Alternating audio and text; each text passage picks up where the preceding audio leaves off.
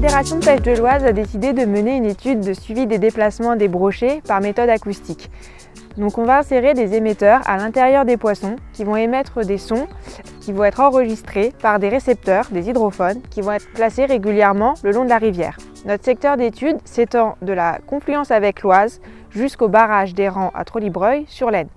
Notre linéaire fait environ une dizaine de kilomètres. En fait, l'objectif, c'est de marquer des brochets géniteurs qui vont du coup migrer vers leur zone de reproduction. Le brochet, c'est un migrateur holobiotique, donc il va se déplacer en période de crue sur des zones, des annexes hydrauliques qui vont se retrouver fraîchement immergées avec les crues. On va ajouter aussi des poissons de pisciculture. L'objectif, c'est de comparer un petit peu le comportement entre les poissons qui sont issus de pisciculture et les poissons qui sont naturellement présents dans la rivière. Et on va également effectuer une étude scalimétrique. Donc la scalimétrie, ça permet de connaître l'âge des poissons. Donc pour ça, on va prélever quelques écailles sur les brochets et ces écailles vont être analysées.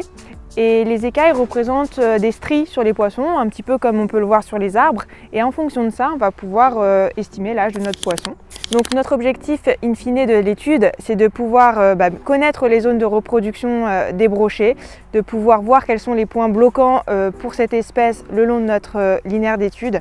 Ainsi, on pourra par la suite adapter notre processus de restauration, peut-être restaurer de nouvelles frayères, peut-être on pourra protéger des frayères qui sont fonctionnelles actuellement pour faire en sorte qu'elles le restent. Donc l'intérêt, il est pour l'espèce brochet, pour qu'il puisse se maintenir dans notre milieu, donc pour le milieu et également pour les pêcheurs, puisque l'objectif aussi c'est que on ait du poisson dans la rivière et que les pêcheurs soient contents et qu'ils puissent s'adonner à leur plaisir tout en respectant le milieu naturel. La contribution des pêcheurs dans notre étude est primordiale.